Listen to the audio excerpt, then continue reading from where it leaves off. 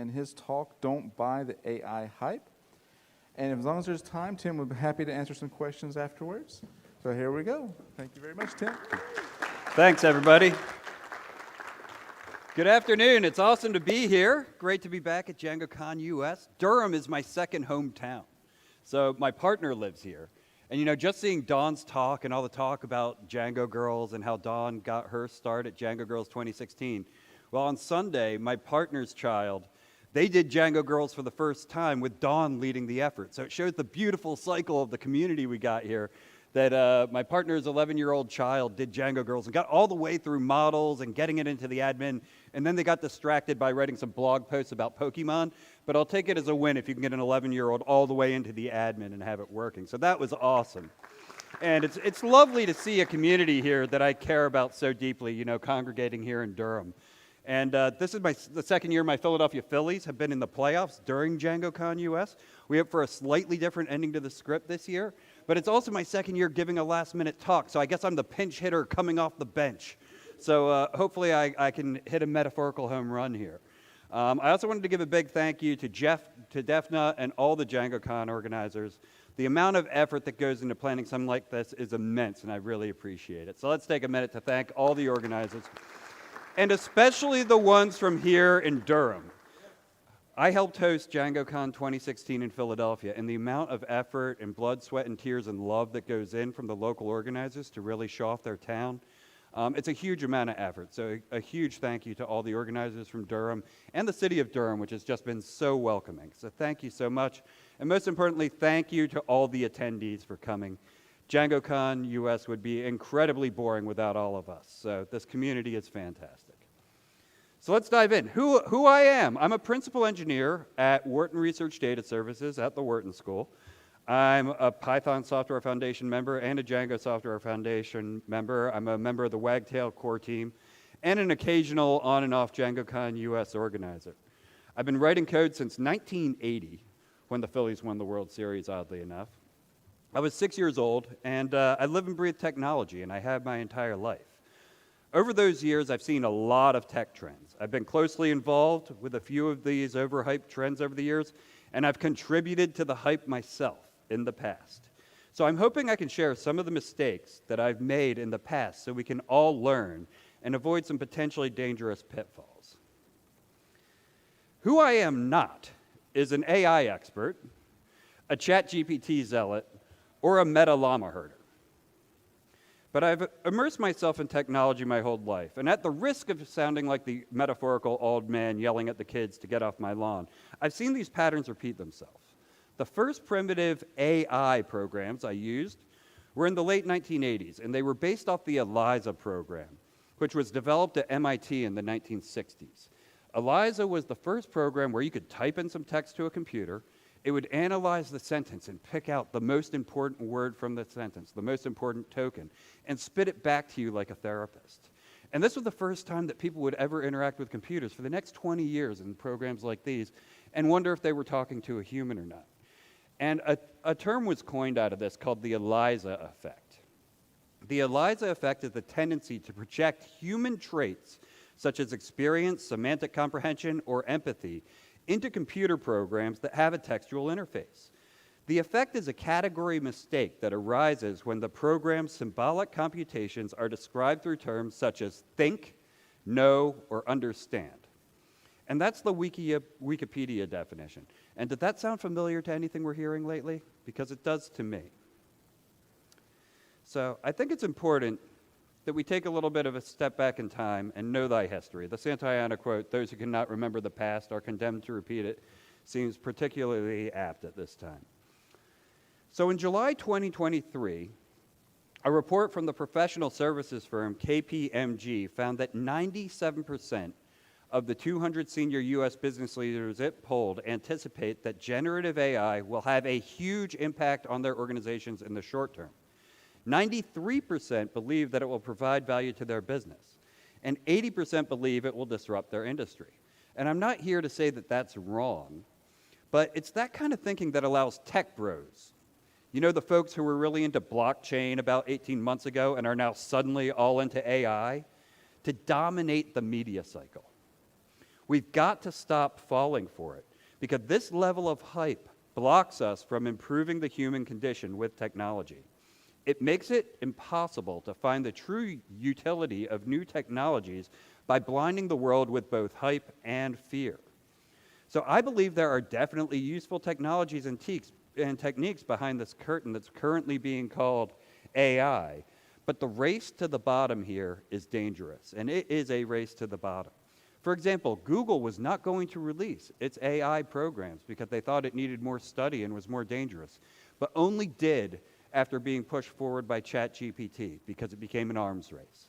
And it's that kind of taking down of the barriers and the shields that might actually protect us from things like these that is currently going on like I've never seen before. So I want to take a moment here and talk about AI. And I keep putting AI in quotation marks because let me be very clear about this. It is not artificial intelligence. The accurate term for what the hypesters are currently calling AI is machine learning models. It is only one subset of what may one day be called artificial intelligence. These models are advanced and have parameter counts in the billions, but let me be clear, they are not artificial, and they are not intelligent. This is a chart from a 2010 paper, 13 years ago, outlining the different fields which may someday come to make AI. As you can see, there are many fields which must coalesce to achieve the dream of artificial intelligence, and even then, it is likely a misnomer. If you take a look, what we're largely talking about now is just 1/6 of the pie wedges of this puzzle, the machine learning wedge up there in the upper left. And we have to stop giving these human attributes to machine learning models. It's dangerous. Here's one example. Right now, a lot of AI folks like to say that models hallucinate. This removes responsibility for algorithm coders and model trainers. These models do not hallucinate. They make stuff up because a programmer using a random generation function decided they should. Their responses are frequently inaccurate, laughably so, but it isn't really funny. We are already seeing real-world consequences of this, driving us even further away from a collective shared truth than we already are. By saying they hallucinate, we are removing the responsibility of the programmer and the model trainer to be ethical.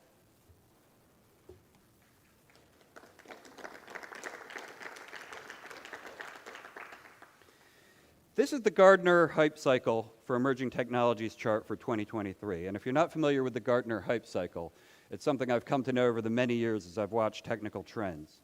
And again, this is really about machine learning models. You can see right now it's at the peak of inflated expectations called generative AI. The peak of inflated expectations, or as I like to call it, Mount Hype, is higher than any I've seen in my 40 years of technology. The curve of the Gartner Hype Cycle chart is incredibly similar to another curve chart. This is the curve of the Dunning-Kruger effect.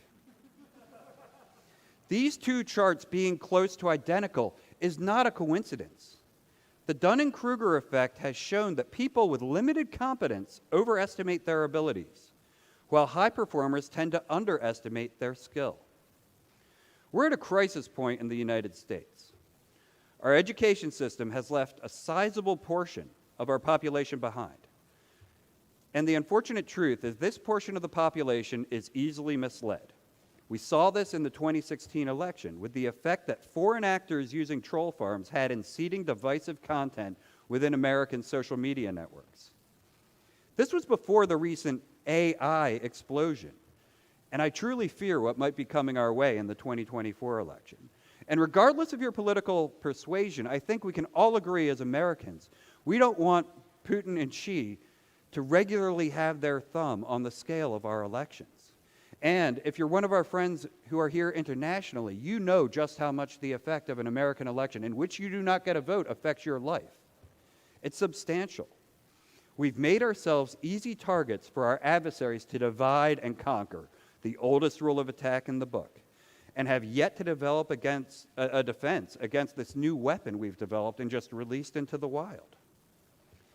So let's take a little bit of a history lesson here and look at some technology trends through the past 25 years or so. So if we go back to the early 90s, what I like to call virtual reality and the metaverse part 1 was soon after the movie Lawnmower Man came out, and everybody was convinced virtual reality and the metaverse were going to change everything. Snow Crash had just come out as a book, and yeah, that was where things were going to go. VRML was a hot technology back then, and then it faded. And then in the late 1990s, we had dot-com insanity, investments in all kinds of crazy companies. If you've never seen Startup.com, it's a hilarious watch. And portals were a big thing. Yahoo and portals were going to be the next big thing. In the early 2000s, we moved into Web 2.0, or JavaScript actually kind of sort of works part 1. There were like 8 parts to that movie. In the mid-2000s, we moved back into VR part 2 with Second Life and the amazing wave that Second Life got in 2005, 2006, 2007. And everybody was going to move to Second Life. Email was going to be defunct. All our meetings were going to happen in Second Life and virtual reality. And I got caught up in this hype wave. A little more on that later. But there was also Google Wave. Remember the 3 glorious weeks of Google Wave before it got shut down? That was going to change everything. Then in the late 2000s, we had big data. And remember 3D TVs and movies? Like every TV you got was a 3D TV for like 5 years, and now nothing is a 3D TV. I don't know what happened to them, but I guess Avatar came and went, and that was a quick fad. In the early 2010s, we had the Internet of Things and Siri and Alexa. And even Apple employees now, there's not a week that goes by that I don't see a secret leak about Apple employees secretly hating Siri. And in the mid-2010s, wearable UIs. Remember, we were all going to have clothing that were like screens and could broadcast our feelings and stuff, and 3D printing was going to take over everything. Then in the late 2010s, very recently, we had blockchain and Web3 and crypto, which were going to change everything. And just recently, we had virtual reality in the metaverse. And Mark Zuckerberg decided to rebrand Facebook as Meta and then destroyed that for everybody because anything Zuck changes can no longer be cool. And this list is just a microcosm of the overhyped tech trends throughout the years. I won't even go into Justin Bieber dropping $1 million on an NFT. How's that investment feeling these days, Justin? Pretty good? All of these eventually became useful tools in the technology toolbox, but didn't live up to the hype. We see this pattern over and over again, yet we let it happen over and over again. And who does it benefit? The media get clickbait by hyping up a technology to the peak of inflated expectations, mount hype, and then by tearing the technology apart during its descent into the trough of disillusionment. Tech bros dreaming of getting rich quick pump it up to get investors to be done with their money. That's who benefits. And, you know, I've been around for a long time and seen many hype cycles, but this AI hype cycle is next level. It's unlike anything I've ever seen in my lifetime. So let's take a look at a little bit of history. Second Life is a continuous virtual world that has been available to the public since 2003. I was one of the first users. It is the closest thing anyone has come to creating the metaverse described by Neil Stephenson in Snow Crash. And the amount of hype it got in the mid-2000s was truly amazing. When I first started as a Second Life user, I was like one of the first 100 users.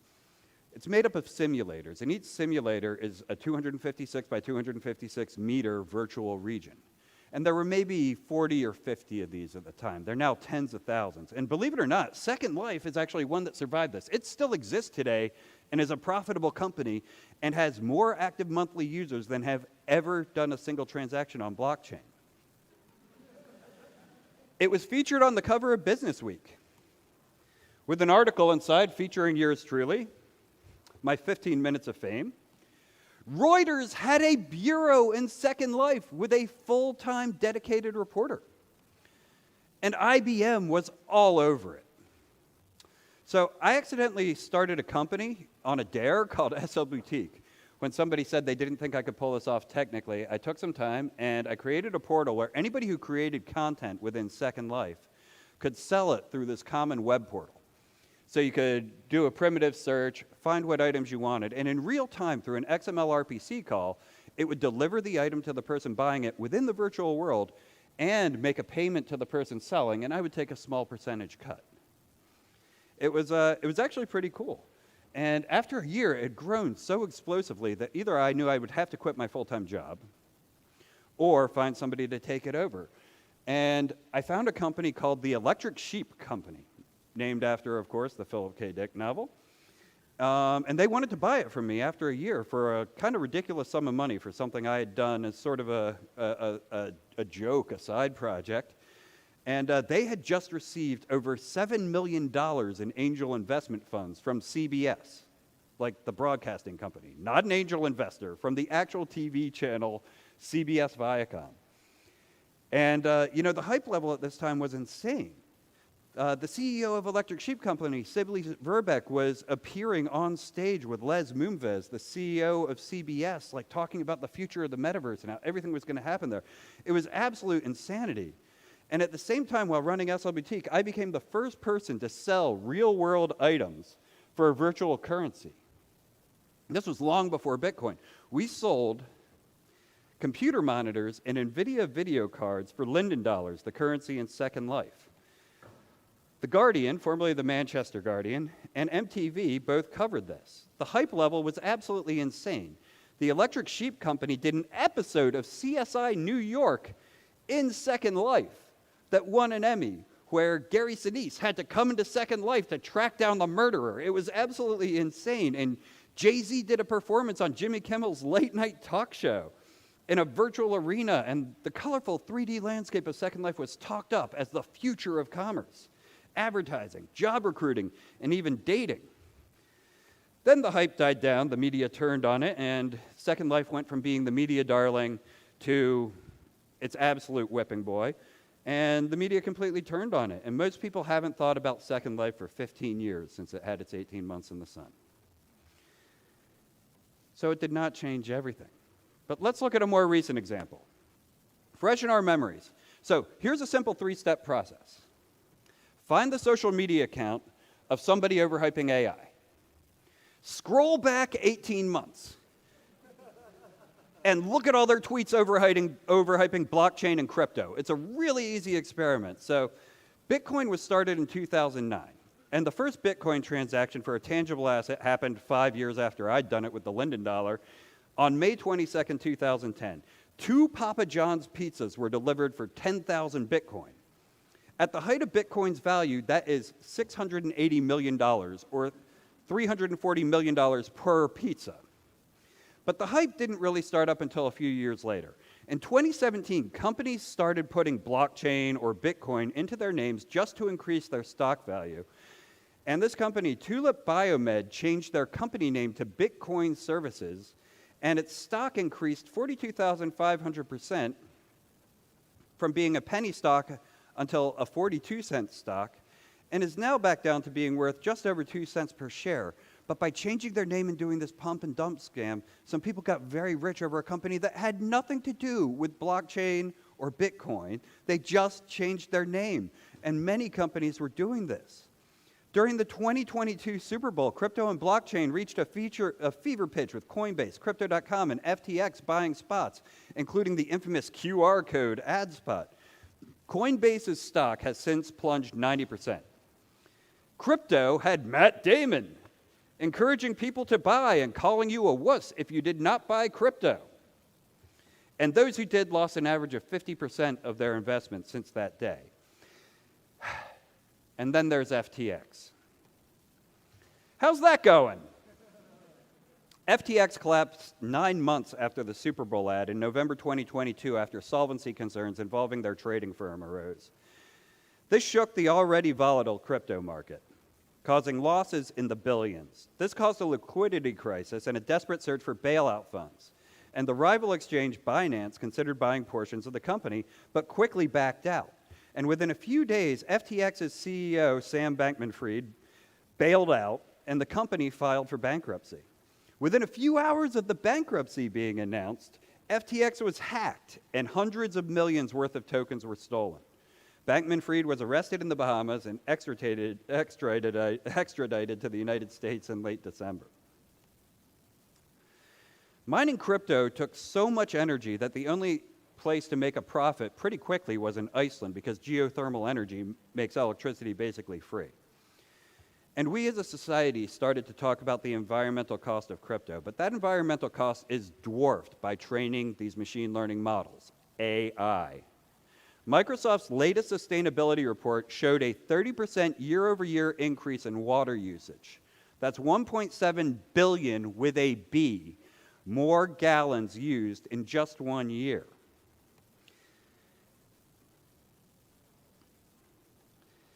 There's an OpenAI data center owned by Microsoft in Des Moines, Iowa. Due to the mammoth increase in water usage, the local water utility, West Des Moines Water Works, will no longer consider future data center construction in the area, despite the boon for employment it would be, unless they can significantly decrease their water usage, as it is already affecting the local drinking water availability. At some point, we're really going to have to ask ourselves, is this worth it? Is this worth it? With the current hype around AI, we face a far more dangerous problem than with Second Life crypto, blockchain, or any of the other tech bro-driven trends of the past several decades. We already face a large problem with a shared collective truth that is driving humanity farther to extremes. In 2016, I witnessed an election in the United States decided by less than 80,000 votes across 3 states. I'm convinced at least 80,000 votes were swayed by troll farms created by bad foreign actors, increasing the amount of outrage about what were really non-issues, with lies and deceit. We're coming up on another election in 2024, and I believe we are wholly unprepared for the onslaught of these LLMs on an election cycle. The social media and traditional media companies continue to be complicit, as outrage is good for their bottom line. More clicks for ads, more money for them. Thinking about these LLMs, AI, as knowledgeable or meaningful is actively dangerous. They've been trained on vast swaths of misinformation available on the internet. This will further push us away from any kind of collective truth. Tech companies are proposing and already implementing using LLMs to give answers to people seeking knowledge online. We know these LLMs frequently give the exact opposite of the truth. And now some are suggesting we use these in our schools as teaching aids? Are you kidding me? We are not ready for this.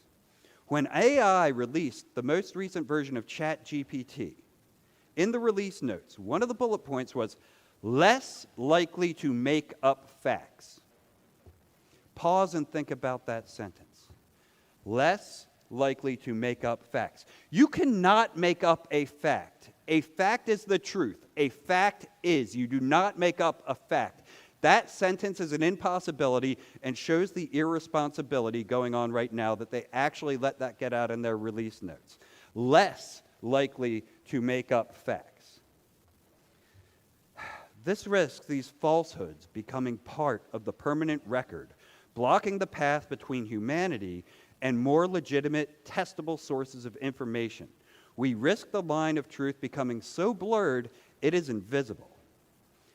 I don't have any easy answers, but I know as technologists, we should also be responsible stewards, and we must do better.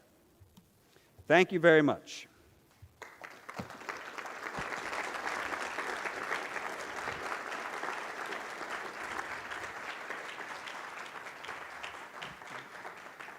Thank you very much. That's my cat, Sylvie, who likes to help me code. Thank you very much, Tim. I think we might have time for one question. Sure. But like I said at the beginning, I don't have any answers. So in order to sort of fight against the hype of AI and possible misinformation rise within our social media platforms, like I'm trying to understand how to sort of create more community awareness about it, especially within my local community. Like, what would you suggest, like talking to local politicians or just sort of like raising awareness within the community through like signs or like having a table set up and like just having conversations with people? Yeah, set up the table with the little sign saying AI is evil, convince me otherwise. Is that what you're thinking? Yeah, I'll set up the meme right here. No, it's an excellent question. And, I didn't really have any answers, which is why I decided to give this talk instead of another talk I was thinking of. I just think getting the word out, I had been struggling to put my feelings into words, and this talk has helped me do it. And I'm hoping in doing so that inspires some other people to speak up. Because a lot of people do look, if you're in this room, there are people in your life who look up to you to talk to them about technology. Who here gets the call, will you help me with my computer? Anyone in this room ever taken that call? Mom, dad? or your mom volunteering you for their church, their local community organization. Yeah, I get that all the time. These are people that we can talk to about these dangers and what's going on. So I think just getting out there and communicating and not being afraid to raise your voice. If there's something in the back of your head that is saying this does not feel right, there's something not right here, it's okay to open your mouth and say something about it.